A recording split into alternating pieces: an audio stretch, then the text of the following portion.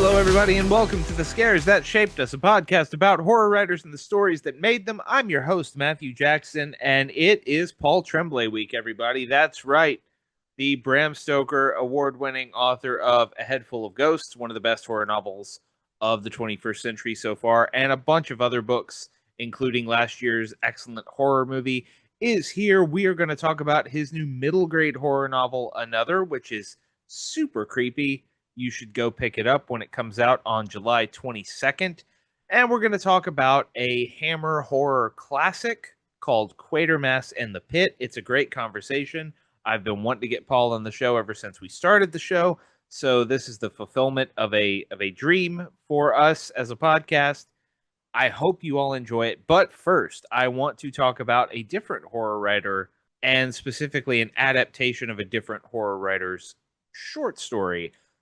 Last week, I was fortunate enough to get an early peek at a film called Abraham's Boys, directed by Natasha Kermani, which she also wrote, based on Joe Hill's amazing short story of the same name. Joe Hill's debut book, 20th Century Ghosts, his first collection, is brilliant stuff. There's amazing short fiction in there. Abraham's Boys, I think, is the first Joe Hill thing I ever read, because I had heard about the premise and couldn't wait to check it out, read it. And the film lives up to it and then some. And in case you don't know, it is set in the early 20th century and follows the sons of Abraham Van Helsing. Van Helsing has moved to America and is essentially sort of hiding out from any sort of vampiric threat that may emerge.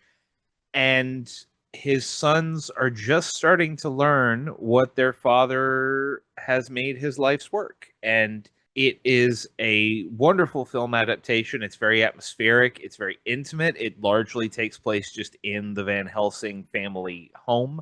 Titus Welliver plays Abraham Van Helsing. He's great in it. The great Jocelyn Donahue from House of the Devil plays Mina Harker, she's also great. It's a wonderful film. I had so much fun watching it. It's really good, slow burn, creepy, psychological horror. And it came out last Friday. So if you get the chance, go check out Abraham's Boys. I think it's going to be hitting Shudder later this year, but for now it is in theaters. Highly recommend it. That's it for me rambling, though. Let's head over to our interview with the great Paul Tremblay.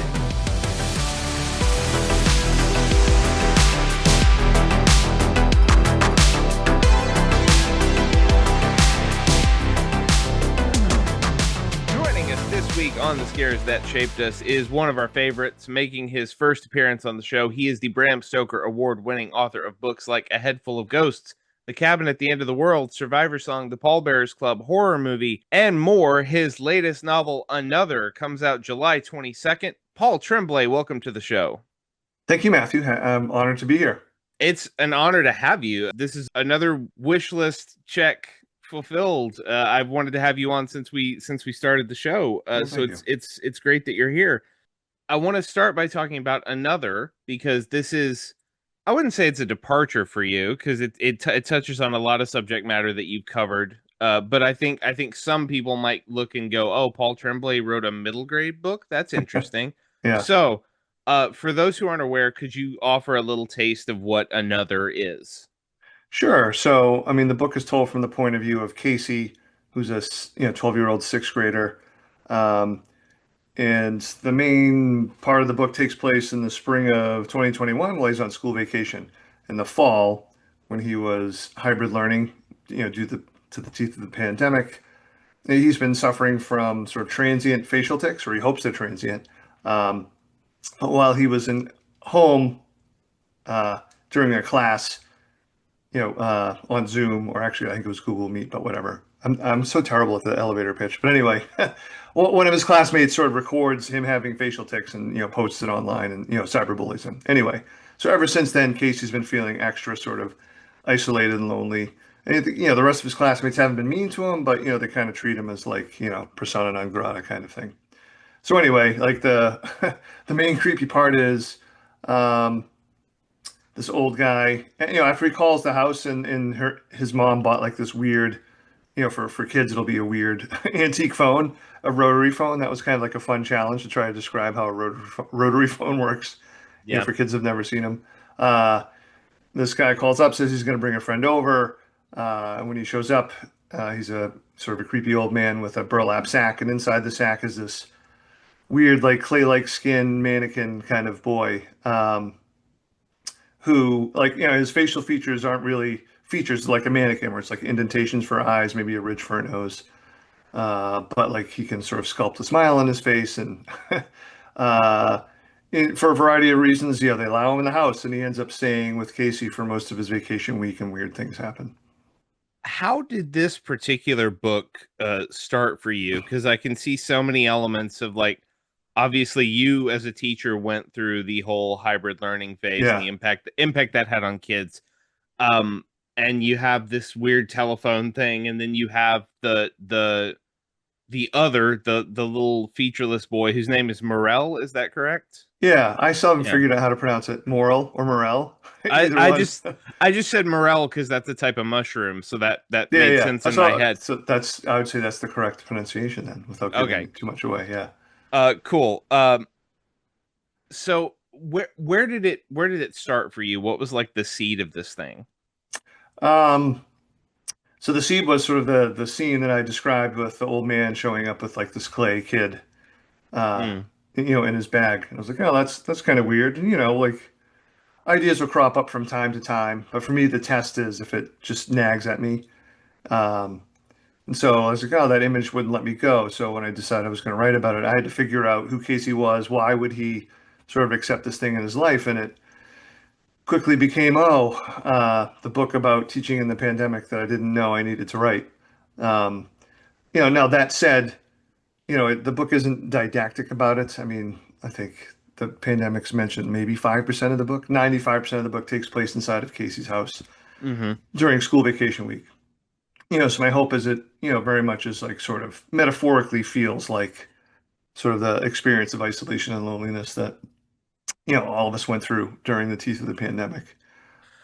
Now, you write very creepy atmospheric books anyway. I am no stranger to a Paul Tremblay creepy story, but I had to read this in small doses. Like it is just so immediately and consistently unsettling Oh, to nice. read because Morel's way of going through the world is just so odd because I mean like you said he's a creature of clay and he can't like when we meet him he can't speak but he can hear and he can react to things that Right. people are saying and it was so creepy to me picturing this little kid in his room with this weird featureless mannequin who is grabbing his stomach and wiggling to simulate laughter and all of those things Right. like that. um how does it, how did it become a middle grade thing? How did it become like, oh, I'm gonna write this for? I mean, like anyone, like I'm 38 years old. I Yeah. was creeped out by it, but like, how did it become a middle grade thing for younger readers? Um, so I so before prior to even having like the idea for this book, friend Matt and writer Mallory O'Meara, I don't know if you've ever read her stuff, Oh yeah, yeah, yeah. mainly nonfiction. Yeah, she's great. When I saw her, she used to live in New England. That's how I met her. But I saw her at like a Westport library thing a few years back. Anyway, she was like, "Hey, you should read this book, The Nest by Kenneth Apple. It's a middle grade book." I was like, "Oh, okay." But she went so far as to actually mail me a copy. So I was like, "Well, if you're gonna do that, I'll read it." Yeah, and it was just beautifully written and really scary. And it's like, oh, like in the back of my head, it's like, oh, I didn't know you could do that in middle grade. When I say do that, like it wasn't like it wasn't like a Scooby-Doo sort of horror story. It was serious. Like it took, it treated the situation seriously. It treated, its younger characters seriously, if that makes sense. Or treated them with respect, or at least their emotional lives. Anyway, so I started writing the book. I was like, oh, maybe this is middle grade. I'll let other people figure it out. Only because it's a 12-year-old protagonist. But honestly, I didn't approach the writing of it any differently than I write, the other my other adult novels. I've been sort of joking. There's no ambiguity, and everyone doesn't die at the end like it would have if it was my adult novel. But the story didn't necessitate those things. So yeah, I mean, other than like not swearing, uh, I didn't feel like I was writing any differently, if that makes sense. Well, it's something that your work touches on a lot, the idea of a young child dealing with some sort of uncanny situation. Like Mm, it's in Head Full of Ghosts, it's in Disappearance at Devil's Rock, it's in The Cabin at the End of the yeah. World.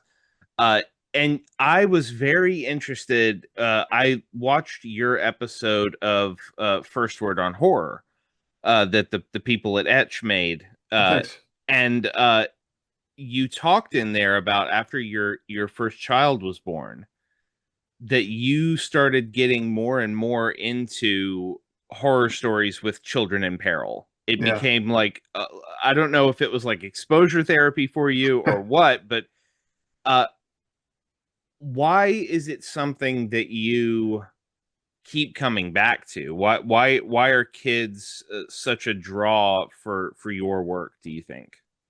That's a great question. I mean, I think it's hard to know. I mean, honestly, I think, whatever reason I give might be sort of like putting like a retro retconning, like an explanation onto something. That's just like obviously a personal obsession. I mean, in one sense, I've had my own two children, or I have, I should say. I mean, I say had because they're now like young adults, 20 Hmm. and 24, and I've been teaching for a really long time, for longer than I've been writing. So I've always been on the kid calendar, if that makes sense. Yeah. Whereas every June I get really excited because summer's here, and then every late August I get depressed. And just being around young people, like I feel like has sort of helped keep me in tune with sort of the emotional lives of teenagers and younger kids. Um, I don't know. I mean, so many of us adults joke that the big secret is when you become an adult. It's like, no, you're still just like a big, now aching child. But yeah, so I mean, I just have like a lot of the, I'm losing actual memories, but like I still hold on to sort of like what it felt like to be a kid, sort of the emotional life of a child, if that makes Yeah. sense. Yeah. Oh no, yeah, it absolutely does. It's still very weird to me, for example, being almost 40 now to look, I love college football, so every fall I'm watching college football and I'll be sitting there like, yeah, I'm watching these large adults do this thing and then the announcer will remind me that the guy I'm watching is 19 years old Right. and I'm just Yeah. like, "Oh man, yeah, but I don't see the difference." I'm like, "No, they're like me."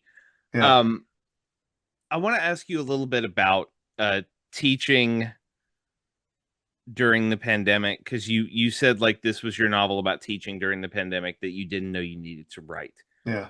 And you had the odd experience already of having a sort of pandemic novel. You had Yeah. Survivor Song already coming out right as Right. all of that was happening. And now this is coming out, which is it's sort of a reflection later down the line. What do you remember about that era and why do you think now was the time to sort of get those feelings out in this book? Yeah, it's funny. I used to joke like I was lucky that I got my pandemic novel out of the way before the pandemic happened. Um, so I mean, so my experience, I teach at like a small private school, so it's a lot different than some other people's. Some more intense, some less intense. In some ways, like we were, I feel like we were one of the first schools in the country to go back to full time. September 2020, we were full in the classroom. Oh wow. Where they painted, where they taped like one way arrows, like halls became one way to lessen the it's just some like weird, in retrospect, ways to try to mitigate risk. We wear masks and all that stuff. When and later in the winter, because the school had the money, they started testing, which was great every week. And we did actually go full remote a couple times when a large enough percentage of the school had COVID. But as a teacher, what I certainly noticed, and it was obvious, is when the kids were home remote, they were much harder to engage. You could just see, no energy, and it was so hard for them to even think about doing classwork. But on the flip side, it also became hard for some kids to return, just the stress of it all. Yeah, I mean, just heartbreaking, sad stories. And who knows at the end of the day if what we ended up doing was correct or not, if we could have done better. But I just know that everyone was trying their best. Um, and so I don't know. Yeah. That was kind of the thing I wanted to like, I guess, ultimately honor with the book a little bit. It was just sort of honor that experience, like it's just this weird unknown thing that we're all going through, and just people trying to do their best, to get by. I remember my sister, one of my sisters, I have two, but one of my sisters is the teacher, elementary school teacher, and yeah, she had the same experience of just the sheer strangeness of it all, coupled with the drive to just like get from day to day. Yeah, And so I think it's really interesting that like you said, this is not a book about the pandemic. It's a book about a weird thing that happens to a kid in his yeah, house. But it's interesting the way that very weird, scary experience is now filtering its way through the horror space more metaphorically yeah. than directly. And I think another is a cool addition to that. Before we move over to our topic, I want to ask selfishly if you have any news on the Head Full of Ghosts adaptation. Nothing more than that. What was like announced? That's Franz and Fiala are the directors, screenwriters, and that they're trying to get casting. I think they have some money. Um, so we'll see. I mean, it's going to come to a head this fall. From what I understand, I think it could happen this fall, or maybe it falls apart and we start at square one. I don't know. Hollywood is strange.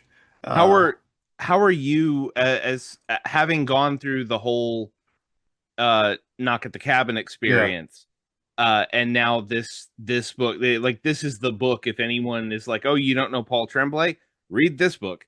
yeah, Um, how are you feeling about the process, just as the guy who wrote the book? yeah. I mean, I've seen a screenplay, which I really like. But the screenplay is going to be so, obviously so different than what you actually see on the screen. I Mhm. mean, I'm super excited. I hope they get to make it because it'll be a horror movie. It'll be pretty grim, not like sanitized, which I'm very happy about. But yeah, I mean, who knows? We'll see. There's just so many, as you know, I'm sure you know, like so many ways for it to fall apart. Like any one little Jenga piece that gets taken out and then the whole thing crumbles. Yeah, So, just remain hopeful about it. We'll see. Um, in the meantime, I'm looking, it's so miles and miles to go, but hopeful we're going to see an announcement about the horror movie option in the coming weeks that I'm just like so excited about it. You awesome, can't say who or with what, but it's really like a dream setup. So my fingers are crossed there as well. excellent.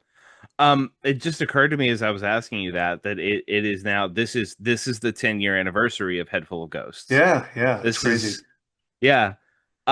And I still maintain that is one of the finest horror novels of the 21st century. Thank you. Um, but of course, like you've gone on and done so many other things since that book came out. And but like I said, it is the Paul Tremblay book. It is the one that we all hold up and say everyone should read this. Have you had time to just kind of sit and reflect on the change in your career that book gave you? Like how does it feel 10 years later, sitting with the legacy of Head Full of Ghosts? Yeah, I mean, occasionally I do. I mean, because it's just, I mean, the horror publishing landscape is so different than it was 10 years ago. Mm, Like even like when trying to pitch the book in early 2014, a lot of editors like, oh, we kind of like this, but yeah, horror doesn't sell. And 10 years, and it's so happy like 10 years later, like, there's, so many more publishers, publishing horror. And I think I saw like fairly recently, like even compared to last year, it was like 25% more titles announced than there were last year. So it's all like really exciting to see. Um, yeah, I don't know. I mean, the 10 years simultaneously feels like forever ago. And like yesterday, I still feel like a new writer. Um, I don't know. Is 10 years that long? I don't know. I think it is sort of in the sort of like hyper speed of pop culture it is for sure. Yeah. Well, we are going to move over to the story that Paul chose to bring to us, which this is going to be fun because we're talking about our first Hammer Studios production Mm. on this show, which I love all things Hammer horror, so that was cool to find out that you wanted to talk about this. We are going to talk about Quatermass and the Pit, the movie, not the TV series that the movie is based on, from 1967, directed by Roy Ward Baker and written by Nigel Neal, who wrote the Quatermass TV serials as well. Yeah. Um, Paul, what do you remember about the first time you encountered Quatermass in the Pit? So it's funny. So I mean, I mean, there were a legion movies we could have picked from that era. I mean, so I definitely first saw that movie probably when I was like 7 or 8, maybe 9, somewhere in there, in New England or in the Boston area. On Saturdays, there was a program called Creature Double Feature. And the first movie was always a kaiju movie, usually Godzilla, sometimes Gamera. And that was what drew me in as a kid who liked dinosaurs. I was like, oh, here's a fire-breathing dinosaur Yeah. or a giant spinning turtle that screams like really weirdly. Um, and then the second movie was always like a horror movie, like a straight up horror movie, usually something from the 50s, black and white, or a Hammer horror movie. And the funny part about this movie, I'd seen it a bunch of times as a kid, but fast forward to like the early 2000s, I couldn't for the life of me remember the name of the movie. And what stuck with me was um, the London Underground, the area around Hobbs End, which we'll talk about, because I feel like it's since been repeated in other movies. Something like, oh my God, why am I forgetting the space vampire movie? What the hell is that movie? Oh, Planet of the Vampires? no, it was like in the 80s. Oh, Life Force. Yes, Life Force. Yeah. The end of Life Force, like in the alleys and stuff, is definitely reminds me of sort of like what's happening at the end of Quatermass in the Pit. And if in John Carpenter's Prince of Darkness, at Yeah. the very end, there's like a fun gag credit for Quatermass. Yes. Like yeah. Anyway, because when I saw it, I think it was well, not I think it was because in the U.S. it was called 5 million Years to Earth. Yes. Yeah. So so my kid memories of the movie is really it's a little bit of a spoiler, but like the big glowing, the big glowing alien slash demon thing at the end. Yeah. I had many a dreams where like that was sort of like, but I'd be like the suburbs or something in my dream, but like I'd see in the distance hovering over everything that glowing image. Yeah. That's an amazing image, and we are going to talk spoilers for Quatermass in the Pit, Yeah, everybody, yeah, because 50, almost 60 yeah, years old. you've had plenty of time to watch it, but if you haven't seen it, excuse me, it's kind of hard to find. It's not streaming anywhere, but there Mm. are certain places online where you can find it if you care to look. Anyway, so Quatermass in the Pit, Quatermass is Professor Bernard Quatermass, who popped up in several TV serials and several Hammer movies in the mid 20th century, and he is nominally like a rocket scientist. He's like a guy who does spacefaring stuff. When we meet him in this movie, he's working on a Mars colonization project that gets taken away from him. But it's called Quatermass in the Pit because basically they're building an expansion to the London Underground, and while they're digging, they find skeletons, Yeah. and uh, they believe these skeletons are early ancestors of humans, like 5 million-year-old skeletons, and they also find this weird black, maybe a bomb, maybe a spaceship thing buried down there. And it sets off this whole sci-fi horror mystery. And I like from the moment it started, I was just as soon as the skulls came out, I was like, Mm. yeah, this is my thing. And I mean, it starts with an amazing opening, like title, the way that there's a skull with like swirling red around it, and Yeah. then it says Quatermass in the Pit. Oh, And one thing I really appreciate about it is it is very much like science fiction driven in terms of plot, but it is all horror. They do not skimp on the horror at Yeah, all, which I love. Um, so you mentioned before we got on that like Paul has one of the little alien yeah. creature things that they find down in the pit, which is amazing. That you said you got that during sort of a later period of obsession with it. So is this a Yeah. movie that you like come back to periodically and get deeper into? Yeah, so I mean, the first part was like I have to, like it was killing me, like about 20 years ago. Like, what the hell is this movie? When the internet was just becoming more sort of ubiquitous. Like, I got to find this movie, and eventually I found it, and I found like an old, I think it was like a bootleg DVD of it. Since like I have like a Blu-ray, I mean, I think they're pretty There's affordable DVD Blu-rays of this movie that you can pick up now as well. Um, but yeah, so like when I rewatched as an adult, it's like, wow, one of my favorite things. It's really smart. Like they don't talk down to us. Um, I think if this was made in the U.S., Barbara, shoot, what's the actor's name? Barbara Shelley? Yeah, Barbara Shelley. Her character would have been more like totally, it would have been a lot more sexist toward her. Yeah. Like because you've seen sort of this setup. Like I'm thinking of them or other U.S. sort of sci-fi monster movies where I mean she's really even though she's I guess technically the doctor's assistant, like you never get the sense that he talks down to her or poo-poos her opinions. I mean she's definitely sort of a very active character in this movie. And I think that just goes to the general intelligence where they treat everything very seriously. And even some of the ideas that they sort of talk about, like the idea of this Martian thing crashing, and him theorizing that the Martians are actually what they did. They basically spurred on human evolution with their sort of scientific experiments, right? That's sort of the implication.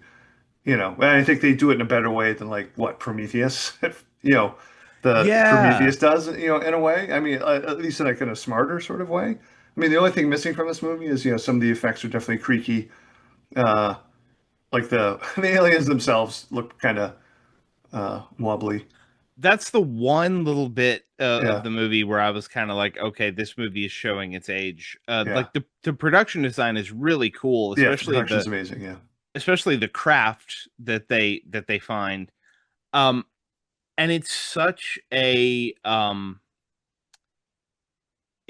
fun it's the story of an excavation, but like you said, it's very smartly told, and the plot is very much like metaphorically an excavation as well, because it yeah, starts with they find this craft, and the craft behaves in all these strange ways. Like it gives you like frostbite burns if you touch it with your bare hands, so they all yeah, have to wear gloves. There's a weird compartment inside that they can't open that has these symbols on it. uh and at first, like, Quatermass is investigating the possibility that it's tied to ghosts. Like there are stories in the Hobbs End area right, of London about hauntings and things like that. And so he's like looking around going like, could this be causing these spectral images right, that people are seeing and all this stuff? And then like the deeper they get into it, the more they realize like, oh no, it's not ghosts, it's aliens. But then it takes it a step further and goes, okay, these were not just aliens. These were aliens that were coming here and basically evolving humanity by giving them bits of Martian DNA. So we're right. all we're all part Martian Yeah, because that's how humanity progressed. And on top of all of that, it is this really amazing sort of metaphorical chronicle of like post-war anxiety in England. yeah, yeah. Because they think it's an unexploded V rocket Yeah, initially, right? Yeah, no, 100%. yeah, I think you hit the nail on the head earlier too with the production. The sets are really what makes the movie and the atmosphere of the movie. It's just how it's shot. I mean, you feel like you're in the underground, and like when you go out in Hobbs End, it's just it's dark in a way that's not like cheesy cheesy horror movie dark. Like and how they light everything. I don't know. It makes it very believable.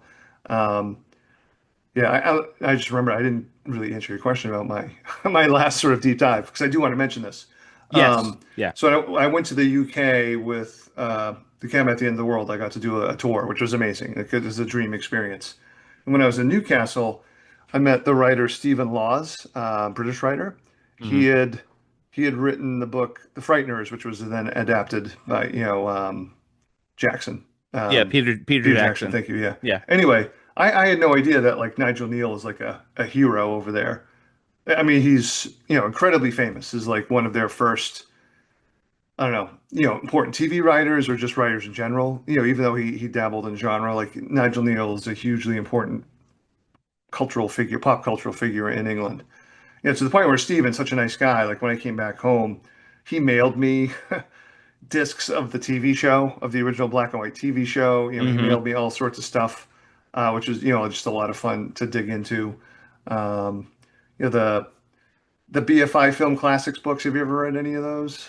Yeah. A couple. Yeah. Yeah, those are wonderful. I highly recommend them. I just finished reading Night of the Living Dead, but there's a Quatermass of the Pit one written by Kim Newman. And that sort of explains a little bit more of like where Nigel Neal sort of sits, sits sort of like in the UK sort of pop cultural landscape. But yeah, it was kind of fun. Like, here's this movie to me that seemed like this lost thing, just because of where I lived and where I was. Like, we're over there. I was like, oh no, Nigel Neal. He's a British TV hero over there. Yeah. He really is. Like Quatermass for a while there was. I don't want to say as popular as Doctor Who, but like Mm, pretty popular. Like there were multiple Quatermass miniseries and movies. Like yeah, this is the third Quatermass movie. Uh, and I want to talk a little about like Quatermass himself because he's played by different actors through the various versions of him. In this one, he's played by Andrew Keir, and he is such an interesting character because like I said, he's trying to colonize Mars, or not Mars, the moon. He's trying the to moon. Yeah, colonize yeah, the yeah. moon. He wants to do all that, and they're taking it away from him, and he's railing at the government about, you won't let me do my job, and you're putting me. They put this colonel played by Julian Glover Yeah, Colonel in Breen. yeah, Breen in there as his supervisor, his minder, and the and initially, like when they think this is an unexploded German bomb, the colonel's like, "Hey, I gotta go check out this thing," and Quatermass is just like, "I'll come," Yeah. and he develops an obsession with this thing, um, that pays off in the end of the movie, where he's almost sort of seduced into compliance by it. Right. And Andrew Keir is so great in the way that he just sort of doggedly pursues every weird wrinkle of this thing, because a lot of the film is the push pull between Breen and Quatermass, because Breen is very much like, no, this is not, even if it is a spaceship, it's not really a spaceship. It's Nazi propaganda to freak us Right. out. Um, and Quatermass is just like, no, I want to go look at ghosts. I want to see. And at one point they make the point that it's the Hobbs End area of London, and now it's spelled Hobbs. Yeah. But back in the day, it was spelled Hob', and Hob was an old slang term for the devil. Right. And when they finally find these dead creatures inside this ship, which they basically look like grasshoppers, they have They that kind do. of Yeah. they have three legs, which is weird, but they Yeah. they look like grasshoppers, but they have devil horns. Hmm.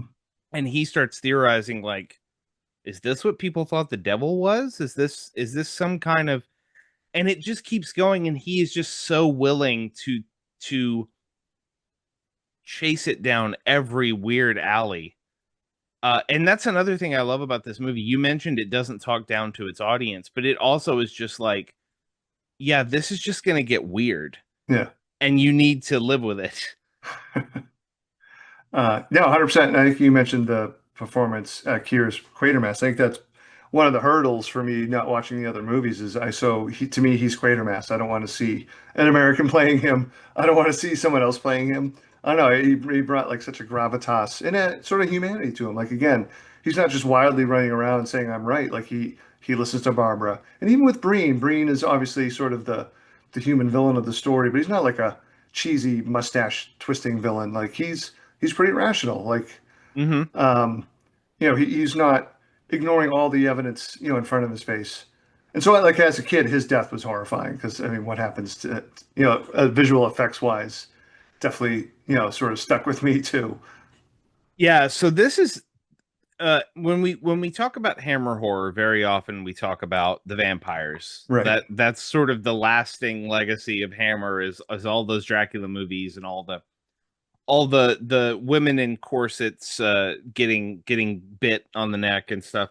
And this is a film that was released in 1967 and pretty much takes place in present day for the time. Right. So it doesn't have that, but it is it starts as this very like it almost reminded me of like a Gemma Files story or a Laird Barron story the way it Mm, starts because it's very like archaeology. Let's just see yeah. what's under here. Let's figure this out.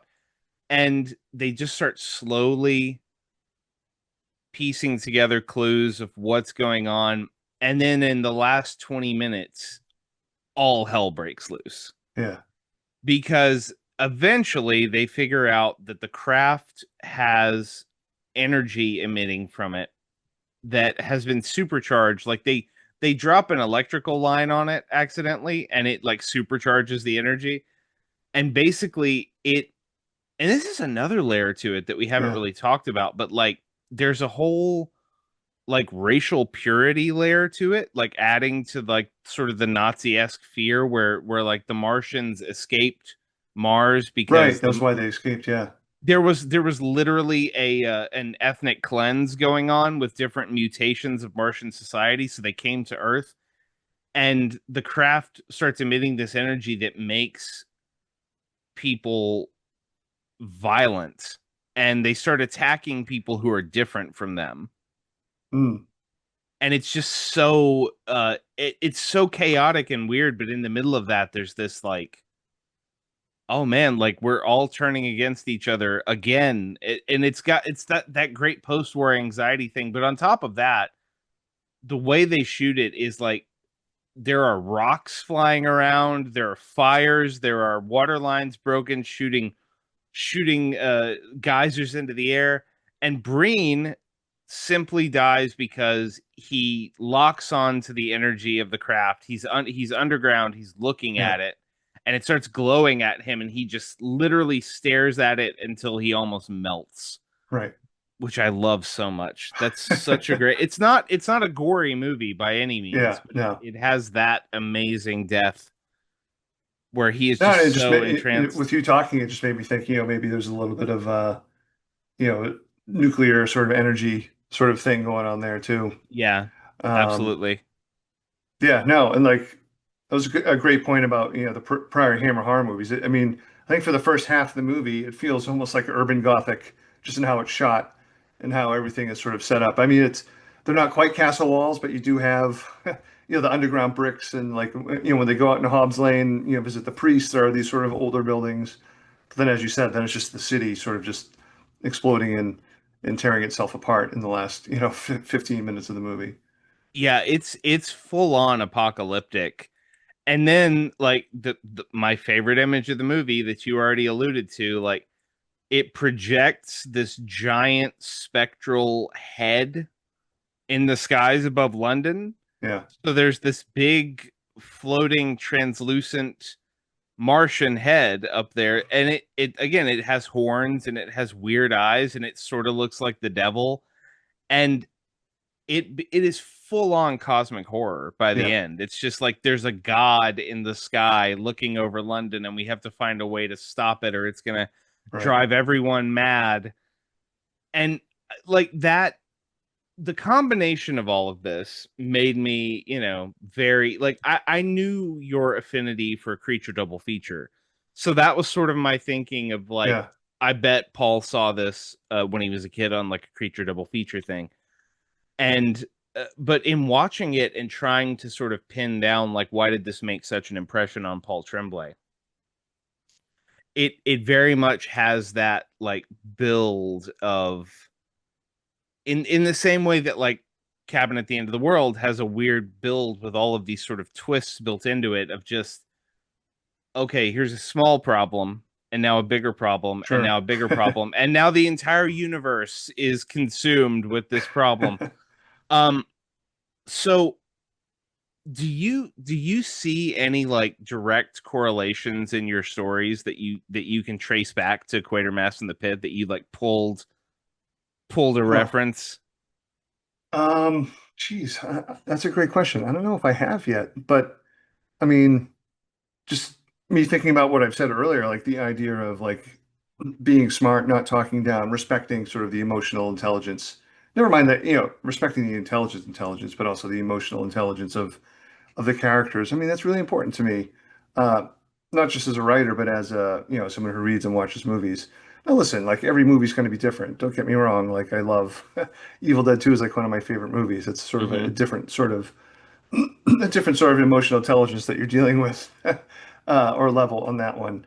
Um, yeah, but I mean, I don't know. It's hard to say, to pick specifics. I mean, it's just the images that are stuck in my head. And even it's just so wonderfully shot too, where I'm really spacing on the character's name. But the one who goes up onto the crane, and they're zooming in on his face as he's like going into the, as he's going into the alien. That's Yeah, that's Roni the archaeologist right. who does that. Yeah. So I mean, it's a little bit of a trope, like someone's going to sacrifice themselves for everybody else. But what I love about what this movie does, and I'm just sort of thinking about this now because it is important to me. And I've said this about Cabin and other movies. Like, I can't stand sort of movies that sacrifice a character and then everyone's like, "Yay!" and we get to go on and live our lives like unexamined afterwards, which happens all the time, particularly in American movies. Here, I mean, there is the sacrifice, but you certainly get the sense that not everything is not okay. Like, I mean, the movie really sort of abruptly ends right there with Quatermass and Barbara just in the ruins. Yeah, Uh, I wanted to talk about that because I yeah, love the way it ends because yeah, Roni the archaeologist, they basically theorize like that the devil is repelled by like iron and stuff like that. So they yeah, think like Iron and Water and like the folk tales, right? yeah, so Yeah, they yeah, basically think about like folkloric magic and they realize there's a big crane and they're like if we could hit that thing in the sky with that crane, maybe it would stop it. yeah. Help And disperse so the energy, blah blah blah. Yeah, yeah, Roni, the archaeologist, climbs up and gets on the crane and pivots it into the thing. And he has, like you said, there is a very, very haunting look on his face as he's doing it. James Donald is yeah, the actor's name. He has this look like, I okay, well, I'm going to my death. This is what this is. Like he doesn't look like an action hero or anything right. like that. He's just an academic guy pushed to extraordinary circumstances, and he's just like, well, if this is how I go, this is how I go. And that ends the threat, but the way the movie ends is yeah, Quatermass and Barbara, who are the kind of the only survivors of the core group, are standing in the street, leaning against rubble. There's fire burning behind them and Yeah, water spraying everywhere. And the credits roll over that. Like it does not avert yeah. it. It does not the music doesn't swell and say the end. It just starts playing the credits while they're just sitting there looking so harrowed and freaked out by what they just experienced.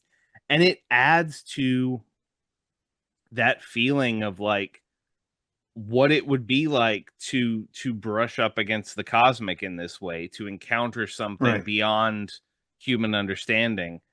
And I love that because it's very much not the style of like a sci-fi horror movie from the Yeah. 50s and 60s. Yeah, where they would have like had a hug, maybe a kiss, and walk arm in arm offset. I think even as in my memory, it's shot where I mean they're shot like as they don't fill the screen. They're smaller on the screen, and the ruined city is big around them. Like so, I mean Yeah. that's I think that shot of scale is what you're referencing, and in reference to the cosmic, is important there. Yeah, it's and one thing I want to drill down on, and because I think that you mentioned ambiguity earlier, which is kind of Hmm. the buzzword for your for a lot of your stuff.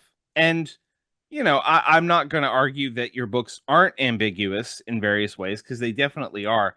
But I think the reason that your books work, at least for me, is amid all the ambiguity, there is there is an honesty about the people in the stories. Like you said, you were talking about not talking down Hmm. to your audience, respecting your characters.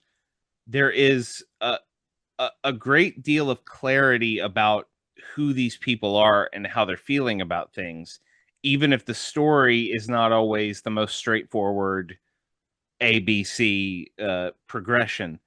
Um, when you are in the thick of these things and writing these stories, it is that something. I mean, obviously, like caring about the characters is very important to you. Like, do you think about the ambiguity of what you're doing as you're doing it, or is that just how it comes out? I mean, it depends on the story. I mean, sometimes it's just going to come out like, I know my friend John Langan, I'm sure he didn't originate this, but I think we all agree, like, write what you know is terrible advice, but write your obsessions is great advice because you're going to do it anyway. Um, something like A Head Full of Ghosts or Cabin at the End of the World. If I know I'm going to employ ambiguity, like, it's not like a small decision. Like, to me, I'm only going to use it if it's part and parcel of the theme of the story. It has to, to me, it's part of the thematic reason that I'm telling the story. Like, ambiguity is, if I took it out, the story would fail, kind of thing. So I treat it very seriously because I know it is a big ask for many readers. um, so, like with something like A Head Full of Ghosts and Cabin, like I purposely divorced my own thinking as the writer, thinking that there was the true answer, because I felt like if I thought there was a true answer, it would leak through. Um, but other books that in my mind are much less ambiguous, even though they play with ambiguity for a while, something like the Pallbearers Club.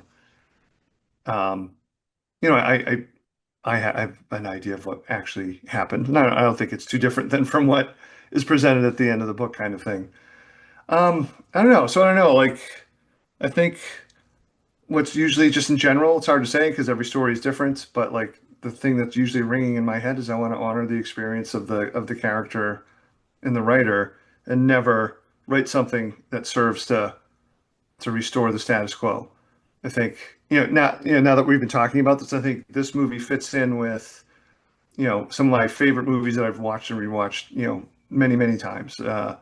Alien, Night of the Living Dead, The Thing, all Quatermass, all these endings have these, like, in some ways most of them have, like, if you in a vacuum you're like, oh, those have happy endings. The quote unquote hero survived, but at what cost? Like, what do they look like now?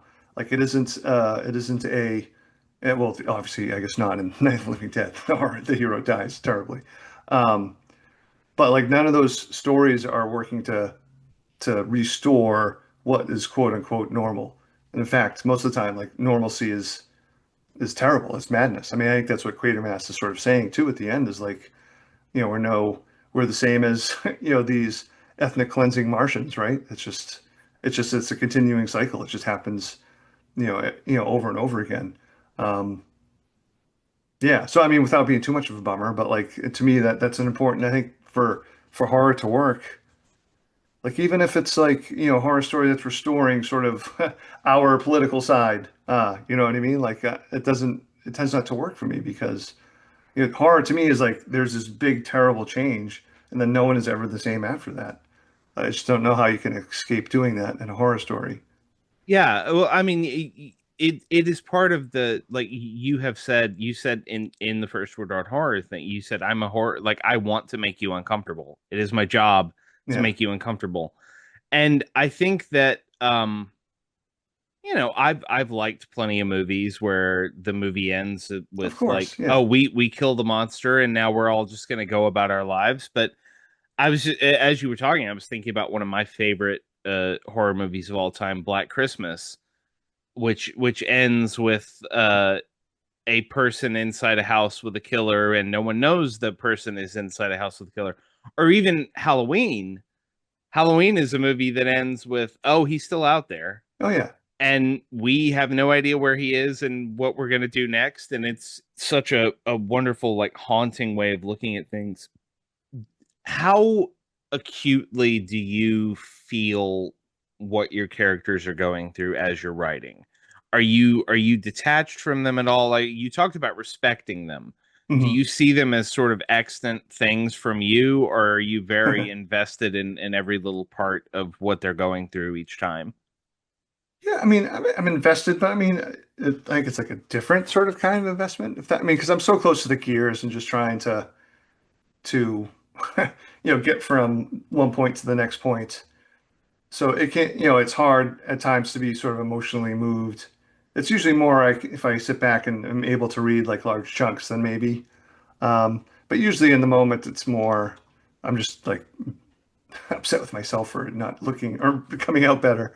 I'm usually more happy after I can edit and stuff like that. But I mean, there have been occasions where uh, haven't been scared, but like I've got like you know close to tears for certain things. But that's kind of rare. But So I'm you, a cry at the drop of a hat guy though. Like a commercial could hit me the right way. yeah, Yeah, I've inherited that from my grandfather and my father, unfortunately. you're not someone who scares yourself on the page as you're working. No, I mean, I'm a security cat from all my waking life otherwise. Like, but like nothing I've written makes me think, oh, I can't go down to the basement. I just think I can't go down to the basement anyway. Yeah. Like, yeah, I've never been like in the middle of a scene, like, oh, I'm totally freaked out. Uh, I don't know. I have no idea like what's scary or not to other people. I mean, I hope that doesn't sound glibber or flip, but No, I no, mean, no. Yeah. I mean that to be the truth. I mean, because what's scary is so subjective. Um, right? I mean, what scares you Yeah. and what scares me, could be different. Same with humor, so I just try to focus on the things that I have more control over, I think, which is moving the reader emotionally, or, I think disturbing is more universal in some ways than like what's scary. So, that said, like, looking for scares too at times, but like to me, a scare isn't what defines horror. And nothing to me is more like, I don't know, banal or tedious, a discussion like, oh, this wasn't scary, so it's not horror. It's like, yeah, I instantly dismiss that person's opinions on everything.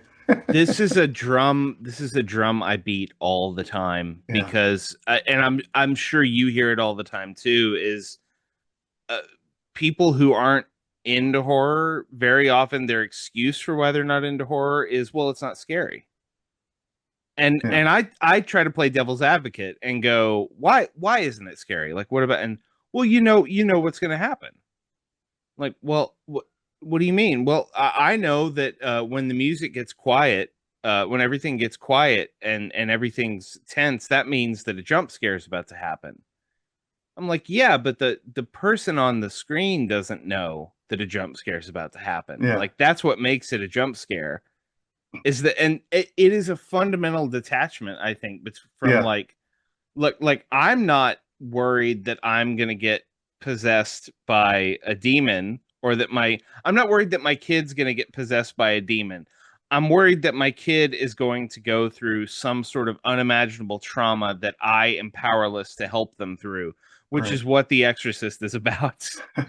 Yeah, And it's just such an interesting thing to me but I also like it's funny because the horror community will debate this too. Like, does it have to be scary to be horror?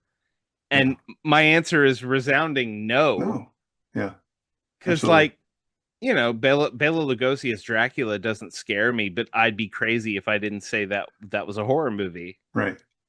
No, and again, what you said earlier is the exact word. That's the challenge for people trying to create horror is engagement. Like, because yes, if you disengage, and sometimes, I've even done that just to save myself because I was getting too frightened over something like, but if you dare or choose to engage, that's when, you become emotionally invested in character. And that's, usually when a scare will sort of be effective. Um, at least, for film, like, I mean, it's a different affect, obviously, for books, but no, I 100% agree. scare schmare. To me, it's like the things that linger, that make you, yeah, that you sort of just dwell on and things like that. I don't know. Yeah, it's we could talk about this forever, but we're nearing the end of our time, so I want to make sure to ask you. Just a few days ago, you had a new book deal announced with a novel called "Dead and Dreaming of Electric Sheep," Yeah, and Dead But I'm Dreaming of Electric Sheep. Yep. I'm wondering if you could give our listeners a little teaser of what that book is. Sure. Um, so some of what I'm going to describe sort of happens off the page, but the main conceit is that there's someone who's my age who works for a giant tech corporation. Imagine Google, but not Google, so I don't get sued. uh, he has a massive stroke on the campus. Isn't dead, but is in a vegetative state. Um, and he signed basically his brain and body away to them. So what this tech company does is implant AI and nanotechnology into his brain that would allow a remote user to move him around. Uh, and so they hire the the gaming daughter of the CFO. She's 24, just out of college. Hire her as a proof of concept to basically, remote control him or weekend at Bernie's him across the country. Just using like a phone remote controller. Um, and so I would say more than half of the book is sort of what she's going through and trying to move him, etc. And there's I hope, a lot of sort of zany humor in those sections. The other half of the book is that, of course, our poor guinea pig does have some form of consciousness, and he's going through like a weird sort of phantasmagoric kind of hellscape. So And so and we're then the two sort of things that eventually the two sort of narratives end up sort of aligning at the end. That's suitably Quatermassian. yeah, so we're like we're talking about like half sci-fi, half like almost tech body horror kind of Yeah, thing. yeah. Oh man, I'm so excited. And obviously like the title is evocative to a lot of people like purposefully. Um how heavy of an influence beyond the title was Philip K. Dick on this? Oh, I mean, I'm definitely a fan of Philip K. Dick. Before writing the book, I went back and reread some favorites. Yeah, so like for me, I just wanted sort of like the tone, like it makes the fun thing about rereading some of his books is they are like quite sort of funny. Uh, yeah, so for sure. I mean, obviously the title's a reference to Do Androids Dream of Electric Sheep? So I know the title of this book drove me. Like I won't start a novel without a title anymore. I only did that once and I hated it. Had such a hard time coming up with the title afterwards. Uh, Which book did you not have a title for? Disappearance at Devil's Rock. Oh, well, that's a great title, though. Oh, thanks. Yeah, I mean, I guess at the time I just wasn't like 100% happy with it. I think the problem was just because it didn't, while I was spending the year writing it, it didn't live with the title. So like, I think I was calling it Borderlands at first, and we went back and forth with a lot of titles, and I just hated the experience. So yeah, every other book I've written has started with a title. One changed. When I wrote Cabin, it was called The Four, but the Cabin at the End of the World is a much better title. But yeah, otherwise, all the other books, the title you have is the title that I had from first page. Dead and Dreaming of Electric Sheep is a great title, and I'm very Thanks. excited to read that book. But before that, everyone go and get another. It is in bookstores everywhere, July 22nd. Yes, thank you. Paul, before we let you go, will you let people know where they can find you online and what you have coming up? Sure. So I have a website, paultremblay.net. Not updated all the time, but it does have a free sign up for a newsletter that I send out like once a month if you want that. Otherwise, I'm mostly active on Instagram at Paul G. Tremblay and same handle on Blue Sky, which in my head I used to call Blue Ski because I'm stupid. Yeah, so another's coming out. The paperback of horror movies coming out August 5th. Um, and the paperback is going to be sort of have like a fun, different sort of design to it. At least it's going to have different sprayed edges with like a film strip. So that'll be fun. And I do have a short story coming out in that big Stephen King Stand anthology. Yep. Um, it's the end of the world. The End of the World as We Know It, right? Yeah, yeah. August 19th. Um, and if anyone out there happened to enjoy the Pallbearers Club, my Stan story puts Art Barbara and Mercy Brown into the Stan universe, essentially. Oh, so many reasons to pick up that anthology, y'all. That's I can't wait to read that. I've actually got a galley. I have to go read that Oh, right now. nice. Yeah. Our guest has been the wonderful Paul Tremblay. Paul, it was so great talking to you. Thanks for being on the show. No, my pleasure, Matthew. Yeah, it was so much fun talking about Quatermass. Thanks once again to Paul Tremblay for being on the show. Everyone go pick up Another when it comes out on July 22nd or pre-order it right now. It's a fantastic book. It's middle grade and it reads like middle grade in the sense that you could hand it to a child and have them read it, but it is also just super creepy Paul Tremblay writing for fans of all of his work. So don't let the middle grade label stop you if you're an adult horror fan and want to read a new Paul Tremblay joint. It's great. And be sure to follow Paul on all of his socials to keep track of everything that he's got going on. Paul is great, one of the nicest guys in horror, and I'm so glad that we were able to make this conversation work. And of course, we have many more conversations coming your way. So if you want to keep track of everything that we have going on here at The Scares That Shaped Us, the best way to do that is to follow us on Blue Sky. We are at scareshapedus.bsky.social. That is where you will find new guest announcements, updates on everything we're doing, giveaways. I've got a couple of things that I'm getting ready to give away for people here in the next couple of weeks. So head over there. You have to be following us to be able to win a giveaway. So be sure to follow the account and get set for some cool books coming your way. And of course, we're also on Facebook. We are The Scares That Shaped Us over there. We are also The Scares That Shaped Us on YouTube. If that is how you prefer to listen to your podcasts, head over there, like, subscribe. We appreciate it. You can also email me anytime you want. I am scares-that-shaped-us-podcast@gmail.com. Always happy to hear from everybody. If you have a question, something you'd like to hear me talk about on the air, an author request, a book, a movie, something that you feel like I need to see, I am happy to hear it. And please, if you like the show, tell your friends. Let everybody know that you're having a good time with our show. And if you have the time and the inclination, please head over to the podcasting app of your choice and leave us a 5-star review.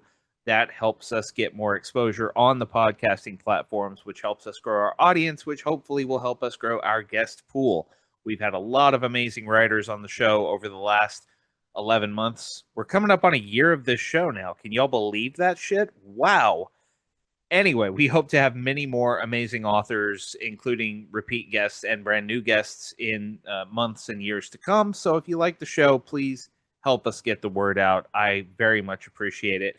That's it for me this week. We will be back next week with a brand new episode. Our guest will be Wendy N. Wagner, the editor of Nightmare Magazine and the author of the wonderful new eco-horror / true crime / survival horror strangeness that is called Girl in the Creek. I love Girl in the Creek. We had a great conversation about it.